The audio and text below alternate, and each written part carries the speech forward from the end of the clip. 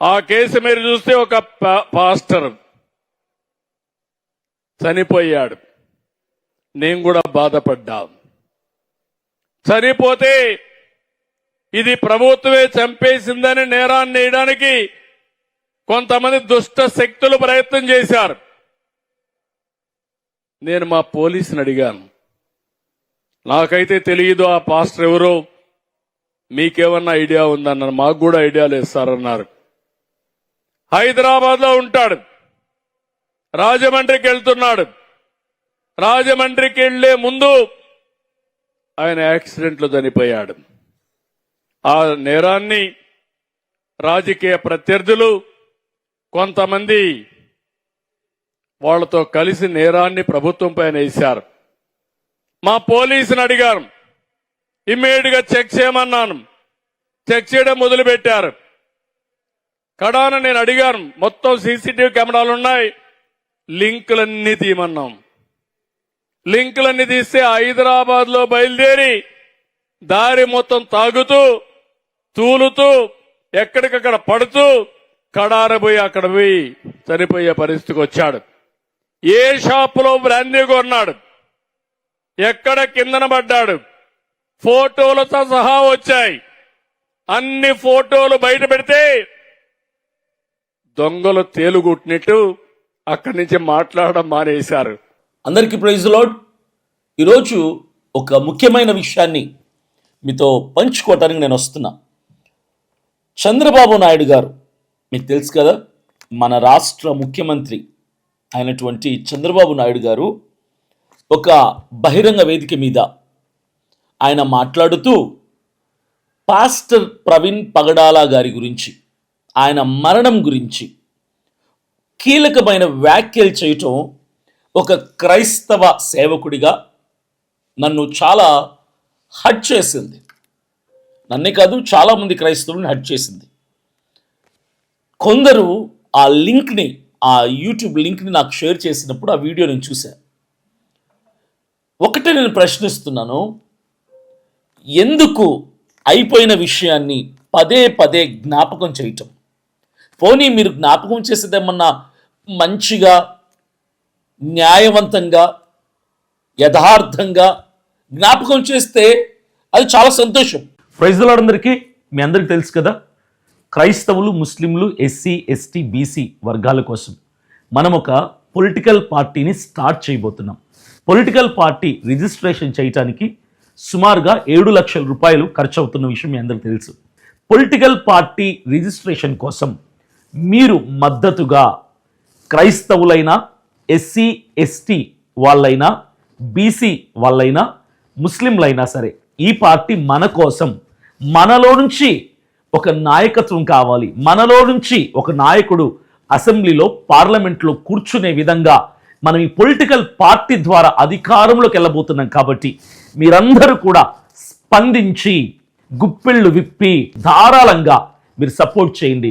మీరు ఆర్థికంగా సపోర్ట్ చేస్తేనే మనకంటూ ఒక పార్టీని, మనకంటూ కొందరి నాయకుల్ని, మనకంటూ ఎమ్మెల్యేలని, ఎంపీల్ని మనము నిలబెట్టుకోగలుగుతాం, గెలిపించుకోగలుగుతాం. మీ వంతు సహకారాన్ని అందించండి.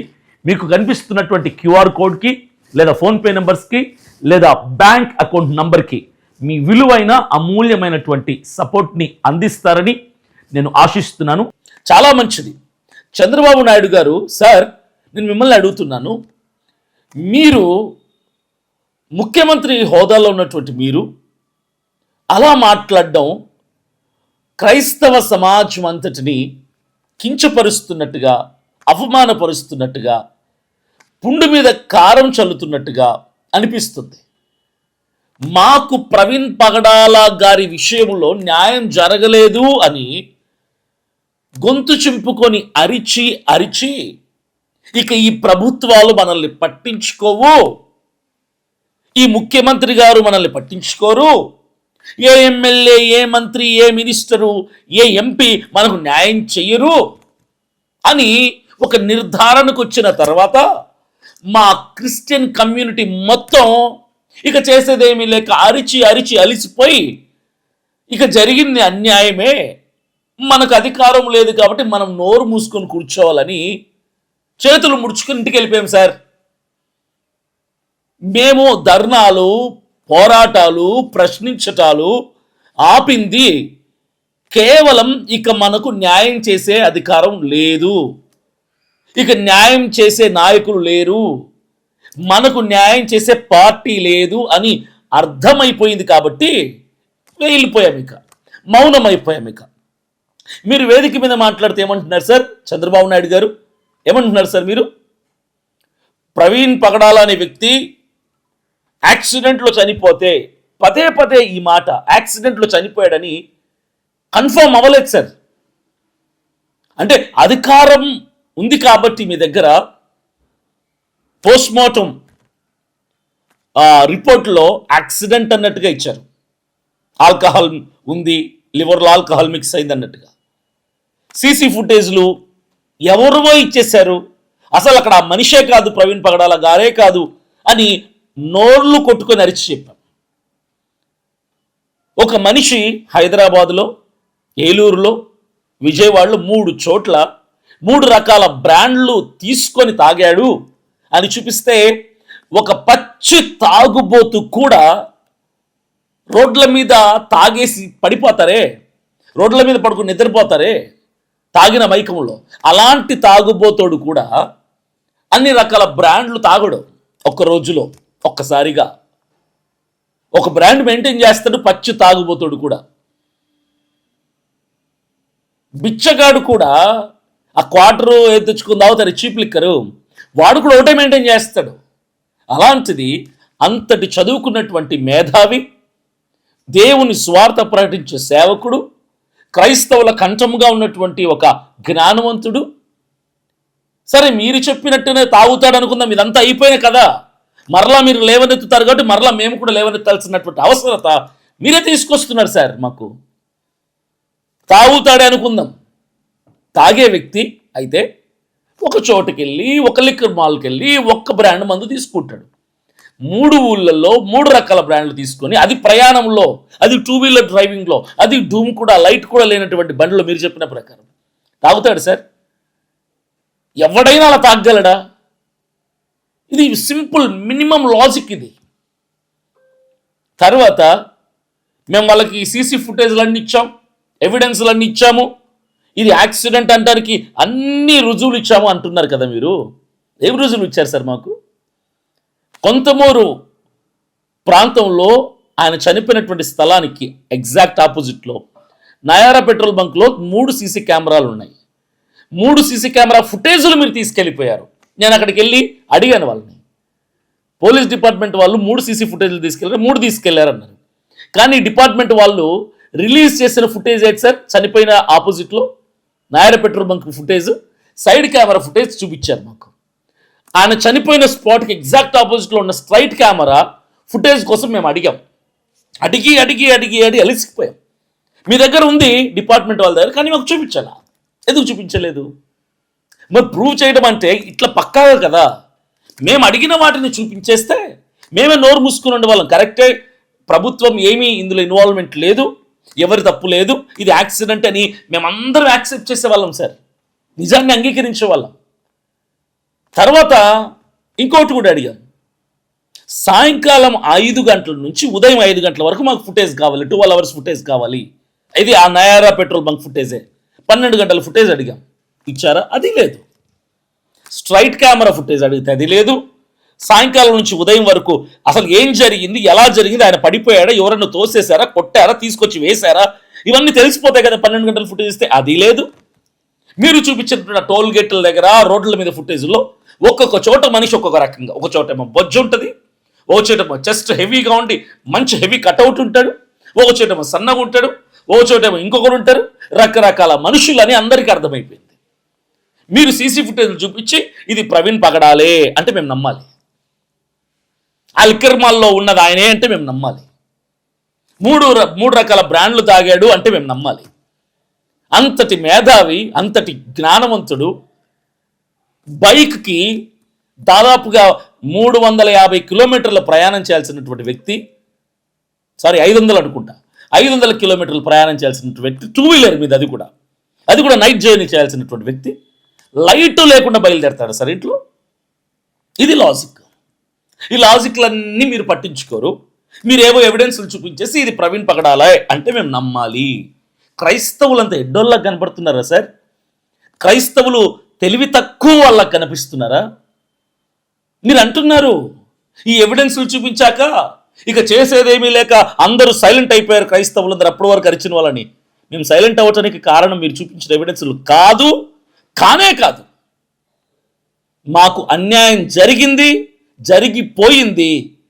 అధికారం వాళ్ళ చేతుల్లో ఉంది, సంతకాలు వాళ్ళ చేతుల్లో ఉన్నాయి, పెన్నులు వాళ్ళ చేతుల్లో ఉన్నాయి. మా క్రైస్తవుల్లో పెన్ను పట్టుకునే అధికారంలో ఎవడు లేడు. మాకంటూ ఎమ్మెల్యే లేడు, మాకంటూ ఒక ఎంపీ లేడు, మాకంటూ ఒక మినిస్టర్ లేడు. కాబట్టి మనమేమి చేయలేమమ్మా, మనమేం చేయలేమిక అని క్రైస్తవులందరూ డిసైడ్ అయిపోయి మీరు ఇచ్చిన అన్యాయమైన తీర్పుకి తలంచి వెళ్ళిపోయాం సార్. మేము తలంచి వెళ్ళిపోయాం కదా అని చెప్పి న్యాయం అనుకోవడం కరెక్ట్ కాదు సార్. అది పోనీ అయిపోయింది, జరిగిపోయింది. మరలా ఆ ప్రస్తావన లేవనెత్తి తాగాడు, తాగే పడిపోయాడు, క్రైస్తవులది తప్పు, దాన్ని ఇష్యూ చేయాలనుకున్నారు, మా మీద ప్రభుత్వం మీద నింద వేయాలనుకున్నారు, ముఖ్యమంత్రి చేయించాడు అని అనుకున్నారు. ఇవన్నీ ఎందుకు సార్? ఇవన్నీ అనవసరమైనటువంటి వ్యాఖ్యలు కదా. ఇలాంటి కీలకమైనటువంటి వ్యాఖ్యలు చేయాల్సిన అవసరం లేదు సార్. మీరు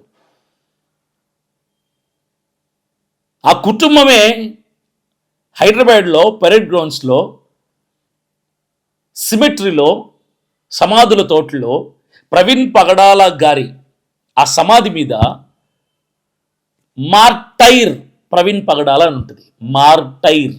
మార్టైర్ అంటే హతసాక్షి. ఇంకా అర్థమయ్యేలా చెప్పాలంటే చంపబడ్డవాడు, క్రైస్తవ్యంలో క్రీస్తు కొరకు అని అర్థం. అంటే కుటుంబం కూడా ఒప్పుకుంటున్నారు ఇది హత్య అని. మరి వాళ్ళెందుకు సైలెంట్ అయిపోయారు సార్? మార్టైర్ అని సమాధి మీద రాయించారు కదా, హతసాక్షి చంపబడ్డాడు అని రాయించారు కదా.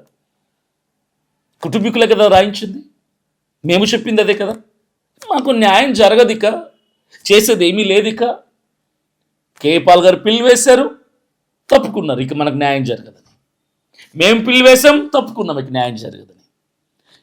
ఎక్స్ఎంపీ హర్ష్ కుమార్ గారు పిల్లి వేశారు, చాలా పోరాడారు, ఆయన కూడా సైలెంట్ అయిపోయారు. ఇక న్యాయం జరగదు, మనకు జరగదు న్యాయం. ఏదైనా వచ్చే ఎన్నికల్లో చూసుకుందాం క్రైస్తవులారా, ఇప్పటికి వదిలేద్దాం అని సైలెంట్ అయిపోయాం సార్. మేము ఎన్నికలు వస్తాయి సార్ 3 సంవత్సరాల్లో, అప్పుడు మాకు ఓటు అనే ఆయుధం ఉంటుంది సార్. ఓటు అనే ఆయుధం మా దగ్గర ఉంటుంది సార్. ఆ ఓటు అనే ఆయుధాన్ని ఎలా వాడాలో అలా వాడతాం సార్. అప్పుడు ఎలా వాడాలో అలా వాడతాం సార్, ఖచ్చితంగా వాడతాం సార్. అందరికీ బుద్ధి వచ్చేలాగా మా క్రైస్తవులం అందరం మా ఓటుని సరిగ్గా వాడతాం సార్. ఈసారి సరైన పద్ధతిలో వాడతాం సార్. ఓటుని సరైన పద్ధతిలో వాడతాం సార్. చూస్తున్నాం, 1 కాదు 2 కాదు, చెప్పుకుంటూ పోతే లెక్కకు మించినటువంటి అన్యాయాలు ఈరోజు క్రైస్తవ సమాజం ఎదుర్కొంటూనే ఉంది. ఆంధ్ర, తెలంగాణ 2 రాష్ట్రాల్లో కూడా చూస్తున్నాం, అన్నీ చూస్తున్నాం సార్. అన్ని మనసులో దాచుకుంటాం సార్. అరవడంలో ఉపయోగాలు ఉండవు కదా సార్. అన్ని మనసులో పెట్టుకుంటాం. మాకు టైం వస్తుంది, అదే ఎలక్షన్స్. అప్పుడు మాకు ఒక ఓటు ఉంటుంది. ఆ ఓటుని ఆయుధంగా వాడి ఏ నాయకుడికి, ఏ ప్రభుత్వానికి, ఏ రాజకీయ పార్టీకి ఎలా బుద్ధి చెప్పాలో అప్పుడు బుద్ధి చెప్తాం సార్ మేము. దయచేసి ప్రవీణ్ పగడాల గారి మరణాన్ని ఇంకెప్పుడు ప్రస్తావించుకోండి మీరు కానీ, ఇక ఏ నాయకులు కూడా. నేను పదే పదే చెప్పింది అదే. తాగుడు అలవాటు ఉన్న ఒక వ్యక్తి కూడా ఇలా తాగడు, అలా నడపడు, అలా లైట్ లేకుండా వెళ్ళడు. ఈ లాజిక్లని మీరు మిస్ అయిపోయి మేము చూపించిందే మీరు నమ్మాలి, మేము చెప్పిన వాడే ప్రవీణ్ పగడాలని యాక్సెప్ట్ చేయాలంటే చేయండి సార్. చూసుకుందాంలేండి సార్, ఎలక్షన్స్ వస్తాయి కదా, అప్పుడు చూద్దాం క్రైస్తవులు ఏంటో, మా ఓటు బలం ఏంటో అప్పుడు చూపిస్తాం, అప్పుడు చూసుకుందాం సార్. ఇప్పుడు మౌనం ఎందుకంటే అప్పుడు గర్జించడానికి. ఓటు చేతిలో పట్టుకుని అప్పుడు గర్జిస్తాం క్రైస్తవులం అందరం కూడా.